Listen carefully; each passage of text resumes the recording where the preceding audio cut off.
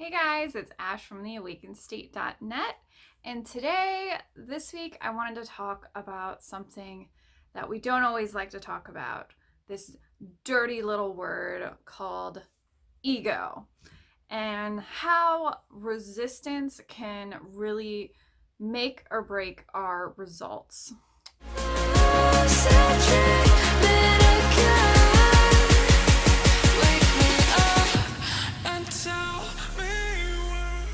So one thing that's been coming up for me a lot within this past month is over the last year, I've been healing a lot around wounds around external validation, external influence, and really healing a big part of lack of acceptance. And this has been a deeper shedding, a deeper layering process, which I'm not really going to get into today because that's not really the point. The point is really that I've been doing a lot of work around understanding emotional fulfillment and how our ego often puts the brakes on our emotional fulfillment.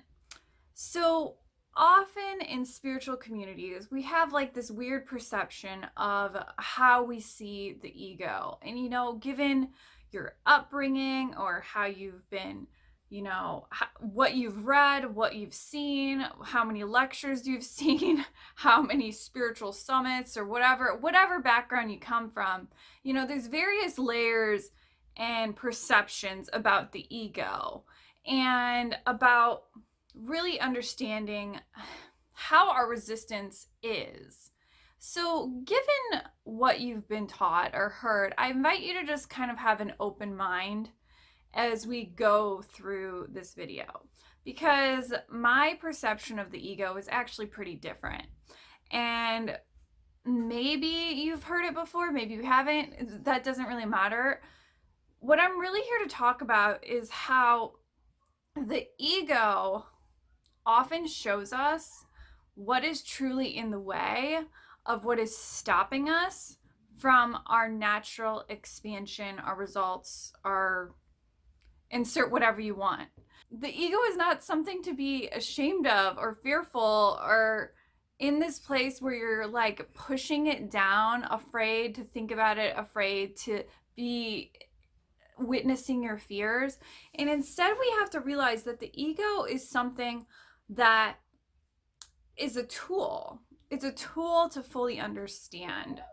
But I'm not one of those people who is about let's romanticize the shadow, let's hang out with the shadow for months and dissect our wounds and pick at it with a stick. I'm not that kind of person. So when it comes to understanding our ego, we have to see that it's actually just feedback. It's actually just information. It's showing you where you're in a problem-based energy. And I know that's easier said than done. But one thing that I've learned, and as I've been healing a lot of this issue around external validation, is that everything's a mirror. So when we start to understand our ego, we can see that our ego is showing us the mirror of what needs to shift and change around us. So if you understand that your ego is basically showing you how you're in a contracted experience, you can start to understand that the ego is your tool to get out of that experience.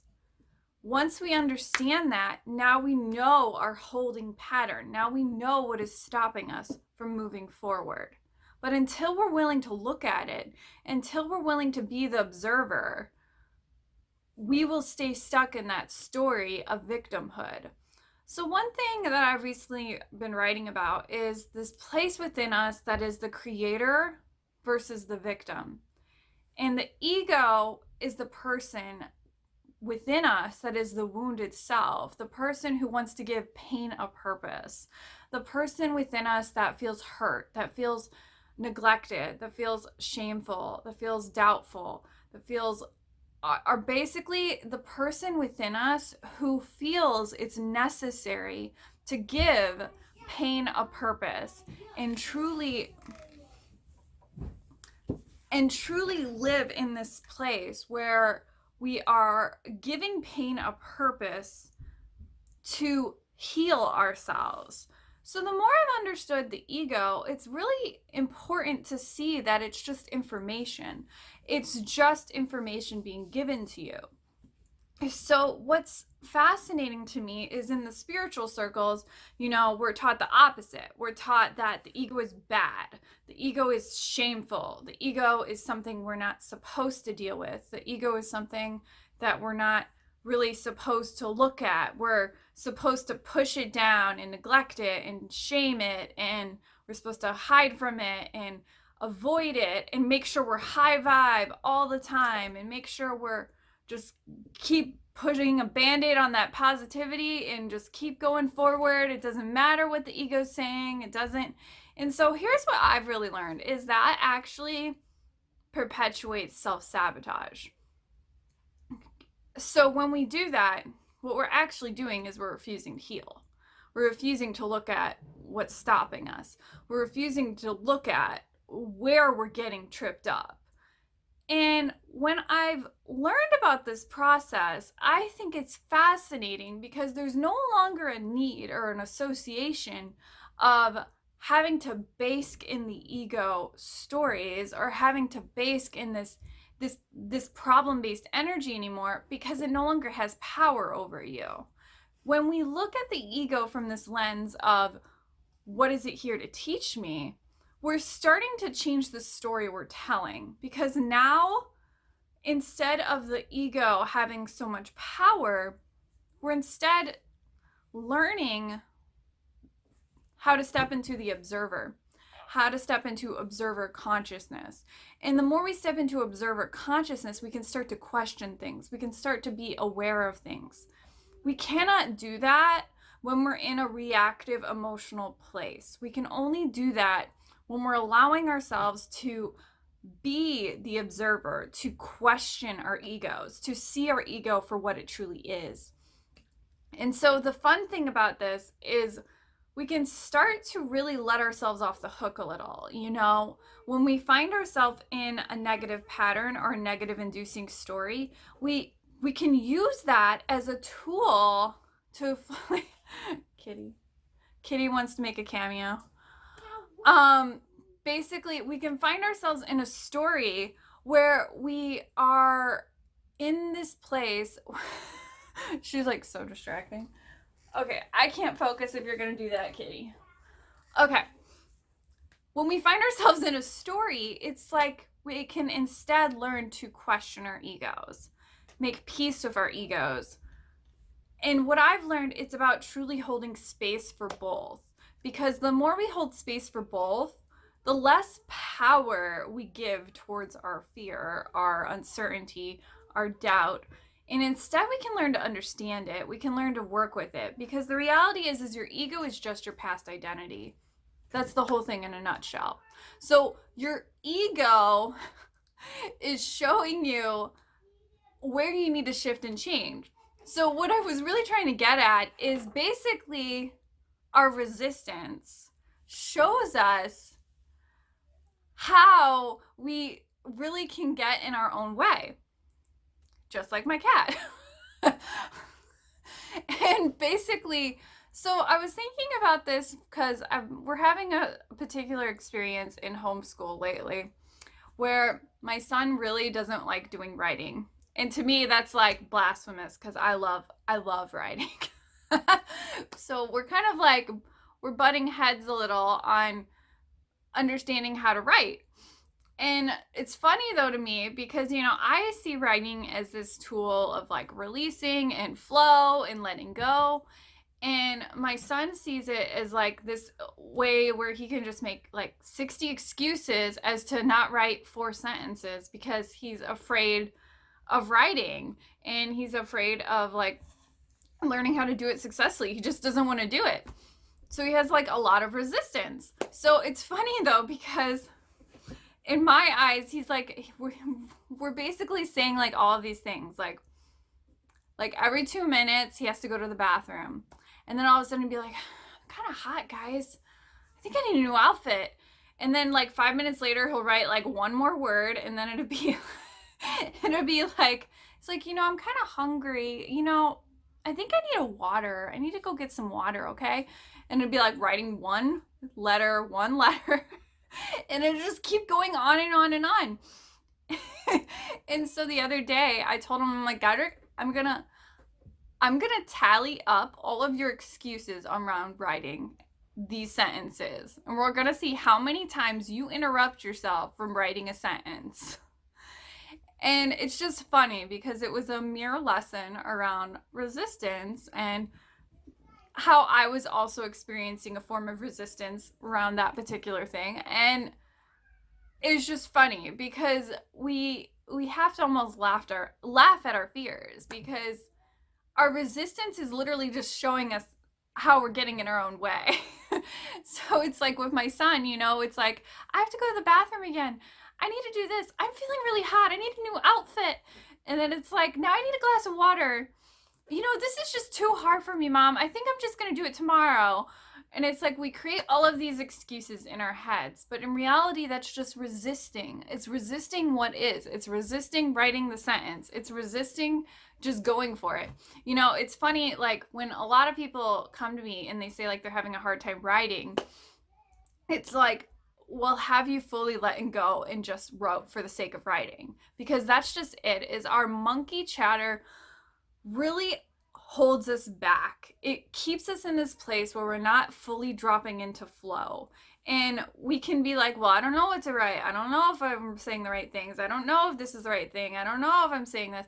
And instead, it's just all of this chatter going on in our heads that is stopping us from fully flowing into it. And that's really just it, is resistance is basically that. It's the abruption of flow. It's the abruption of flow. And whether we're talking writing, doing a school problem, or battling a negative emotion in your head, that's just it. It's really stopping you from being in a flow state. We have to see that it's like as natural as talking. But when we keep freaking out, or like we're getting caught up in our heads, or we're just like completely pausing and stopping and starting and stopping and starting and stopping and starting. And that's what we do when we're in a state of resistance, is we're constantly stopping and starting in our life. And what I'm really trying to get at here is resistance shows us what is in the way of what is stopping us.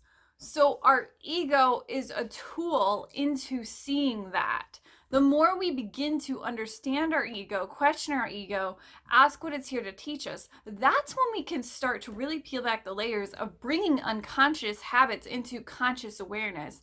The more we bring things into conscious awareness, now we have the power to change them. Now we have the power to change everything around. Now we have the power to truly learn what is going on and how can I begin to change it. We cannot do that when we're still in a victim-based induced story. We cannot do that when we're still in a reactive state. We cannot do that when we're still in a place of survival and trying to live in a state of survival and not allowing ourselves to see the pattern, to see what needs to be changed. To me, it's fascinating when there's so many people out there, saying the ego is bad, but they're not willing to look at their own ego. And we're running around saying we're spiritual people who don't have egos, and that's so stupid, because if you're alive today on the planet, you have an ego. Otherwise, you wouldn't exist. So let's lay off the martyr, whatever, perfect guru-ness of who you are, and get off of your bullshit for a minute and realize and recognize that your ego is there to teach you. Your ego is there to help you. Your ego is there to show you what needs to change. The thing is when we are too operating from our ego, then we're not allowing ourselves to see what needs to shift and change. And that's usually where the problems arise. That's usually where we fall into self-sabotage. That's usually where we fall down the rabbit hole that we're basically playing with our own trash and refusing to throw it away. And when we do that, we're no longer in a place where we can change, because now we've fallen down the trap. We've fallen down the rabbit hole of what the ego is, which is psychological time, the creation of past and future thinking, the creation of resisting what is, the creation of knowing with absolute certainty that we choose in each moment. But when we don't know that, we fall victim. We fall into this trap of believing we need to give pain a purpose, and we forget we're the creator of our own experiences. We forget that we're the creator of our reality. And so that's really it, is understanding the ego is about knowing what is stopping you. It's about understanding how can you learn from your ego? How can you question your ego? And most importantly, it's about diving deep into knowing who you truly are beyond the ego. I think that's the most powerful lesson there is who are you beyond your ego? And what is that person like? Okay, guys, so remember, the universe is inside of you, and you hold the power to design your life.